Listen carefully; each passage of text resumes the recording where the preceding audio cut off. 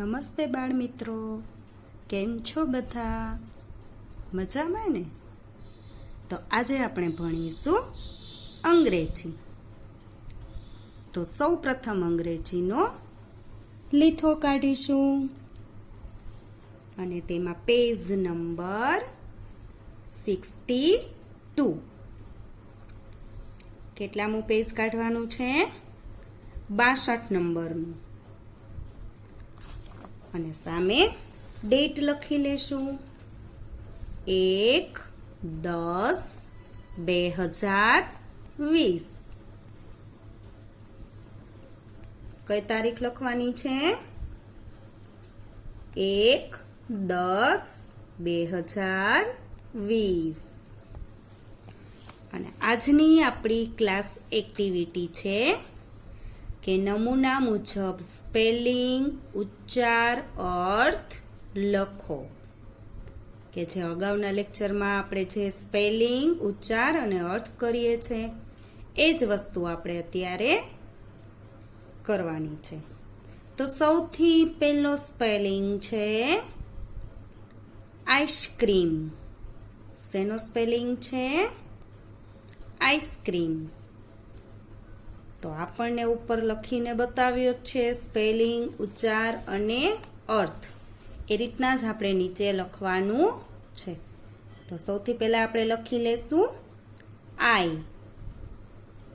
I-C-E અને વચ્ચે આડો લીટો કરવાનો છે અને પછી આપણે લખીશું ક્રીમનો સ્પેલિંગ C-R-E-A-M. ફરી એકવાર બોલું છું I-C-E-C-R-E-A-M. આઈસ્ક્રીમ. આઈસ્ક્રીમ એટલે આઈસ્ક્રીમ. તો હજુ એકવાર આપણે લખીશું I-C-E-C-R-E-A-M. ફરીથી બોલું છું I-C-E વચ્ચે આડો લીટો કરવાનો C-R-E-A-M. આઈસ્ક્રીમ. ગુજરાતીમાં લખીશું આપણે આઈસ્ક્રીમ. આઈસ્ક્રીમ એટલે આઈસ્ક્રીમ. તો લખાઈ ગયો બધાને આઈસ્ક્રીમનો સ્પેલિંગ? ઓકે. અને હવે ત્યાર પછી આવશે ઇન્ક. શેનો સ્પેલિંગ છે? ઇન્ક. I-N-K. ઇન્ક એટલે શાહી. તો આપણે અહીંયા નીચે લખીશું કેપિટલ I પછી N-K. I-N-K. ઇન્ક. ઇન્ક એટલે શાહી. ફરી એકવાર નીચે લખીશું I-N-K.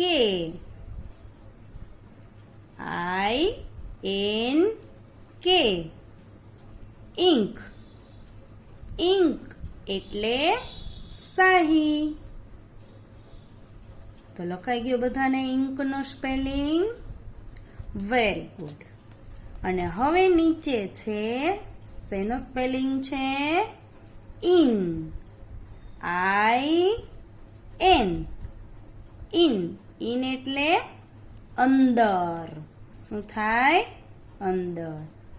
તો આપણે સ્પેલિંગ લખીશું I-N. I-N. ઇન. ઇન એટલે અંદર. I-N. I-N. ઇન એટલે અંદર. શું થાય ઇન એટલે? અંદર. અને હજુ એકવાર આપણે નીચે લખીશું I N I N in એટલે અંદર ઇન એટલે અંદર તો ફરી એકવાર આપણે ઉપરથી બધા સ્પેલિંગ રિપીટ કરી લેશું ICECREAM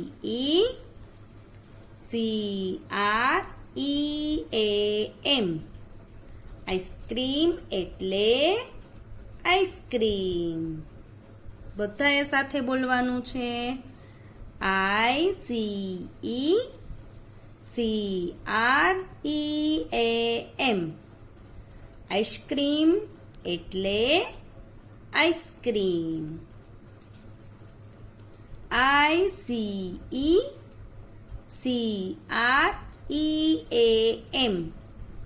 આઈસ્ક્રીમ એટલે આઈસ્ક્રીમ અને ત્યાર પછીનો સ્પેલિંગ છે ઇન્ક INK ઇન્ક એટલે શાહી INK ઇન્ક એટલે શાહી INK ઇન્ક એટલે શાહી અને ત્યાર પછીનો સ્પેલિંગ છે ઇન IN ઇન એટલે અંદર IN ઇન એટલે અંદર IN ઇન એટલે અંદર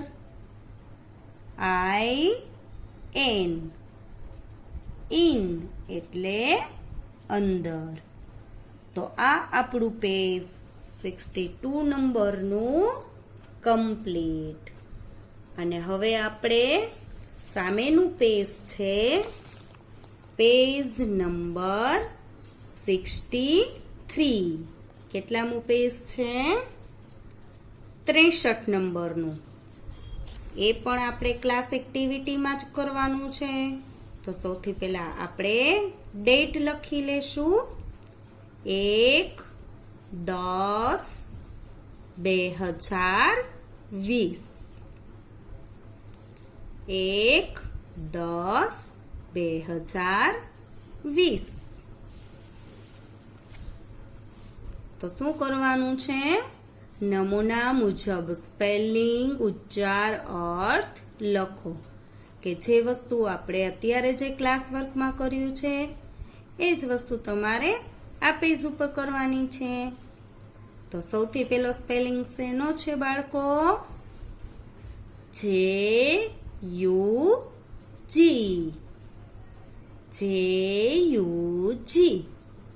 જગ એટલે કુંજો સૌથી પહેલા આપણે લખીશું JUG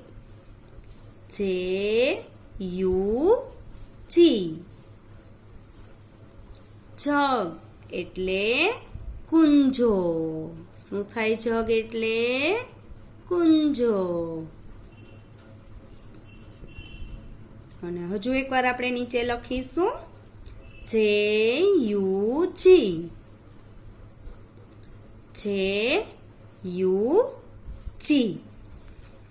જગ એટલે કુંજો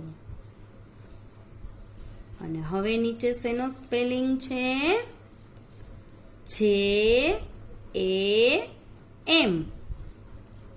પેલા કેપિટલ જે છે પછી A અને M સ્મોલ લખવાના છે JAM જામ જામ એટલે મુરબ્બો જામ એટલે મુરબ્બો તો આપણે નીચે લખીશું JAM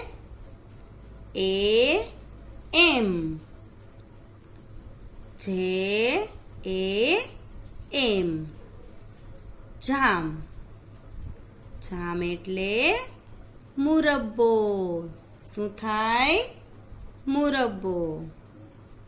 અને હજુ એકવાર આપણે નીચે લખીશું જે એ એમ. જે એ એમ. જામ એટલે મુરબ્બો. જામ એટલે મુરબ્બો. અને હવે નીચે શેનો સ્પેલિંગ છે? જે ઈ ટી. જે ઈ ટી. જેટ એટલે વિમાન. શું થાય જેટ એટલે? વિમાન. તો આપણે નીચે સ્પેલિંગ લખીશું જે ઈ ટી. જે ઈ ટી. જેટ એટલે વિમાન. શું થાય જેટ એટલે? વિમાન. ફરી લખીશું નીચે જે ઈ ટી. જે ઈ ટી. જેટ. જેટ એટલે વિમાન. શું થાય જેટ એટલે? વિમાન. અને હજુ એકવાર આપણે નીચે લખીશું જે ઈ ટી. જે ઈ ટી. જેટ. જેટ એટલે વિમાન. જેટ એટલે વિમાન. અને ફરી એકવાર આપણે રિપીટ કરી લઈશું બધા સ્પેલિંગ. જે યુ જી. જગ એટલે કુંજો. જે યુ જી. જગ એટલે કુંજો. બધાએ આ રીતના સાથે બોલવાનું છે. જે યુ જી. જગ એટલે કુંજો. અને ત્યાર પછીનો સ્પેલિંગ છે જે એ એમ. જામ એટલે મુરબ્બો. જે એ એમ. જામ એટલે મુરબ્બો. જે એ એમ. જામ એટલે મુરબ્બો. અને ત્યાર પછી નીચેનો સ્પેલિંગ છે જે ઈ ટી. જેટ એટલે વિમાન. જે ઈ ટી. જેટ એટલે વિમાન. જે ઈ ટી. જેટ એટલે વિમાન. જે ઈ ટી. જેટ એટલે વિમાન. તો આ રીતના બધાએ સ્પેલિંગ છે એ બોલતું જવાનું છે. જ્યારે તમે લખો ત્યારે સ્પેલિંગ ખાસ બધાએ બોલવાના છે. અને આ બધા જ સ્પેલિંગ, ઉચ્ચાર, અર્થ તમારે પાકા કરવાના છે. આમાં તો આપણને 2 વખત અને 3 વખત જ આપેલું છે લખવા માટે. તો આપણે શું કરવાનું છે? રફ નોટમાં લખવાનું છે. કેટલી વાર લખશો? સૌથી પહેલા 5 વાર લખી લેવાનું સ્પેલિંગ. પછી જોવાનું કે આપણને આવડી ગયો છે કે નથી આવડ્યો. જો ના પાકો થયો હોય તો ફરી 5 વાર લખવાનો. એટલે તમને બધા સ્પેલિંગ છે એ આવડી જશે. તો હવે આપણે પાછળનું પેજ છે જે પેજ નંબર 64 અને પેજ નંબર 65 બંને પેજ તમારે લોકોએ હોમવર્કમાં કરવાના છે કે જે અત્યારે આપણે સ્પેલિંગ ઉચ્ચાર અને અર્થ લખ્યા છે એ જ રીતના તમારે ઉપર સ્પેલિંગ લખેલા જ છે, સ્પેલિંગ ઉચ્ચાર અર્થ. તો તમારે નીચેની લાઈન છે ત્યાં જોઈ અને લખવાનું છે અને લખો ત્યારે બધાએ બોલતું જવાનું છે કે KING કિંગ એટલે રાજા. આ રીતના જ બધાએ બોલતું જવાનું છે અને લખતું જવાનું છે. તો આ રીતના બધા સ્પેલિંગ ઉચ્ચાર અર્થ લખી લેશે અને પાકા કરી લેશે. તો ફરી મળીશું આપણે નેક્સ્ટ લેક્ચરમાં. Thank you.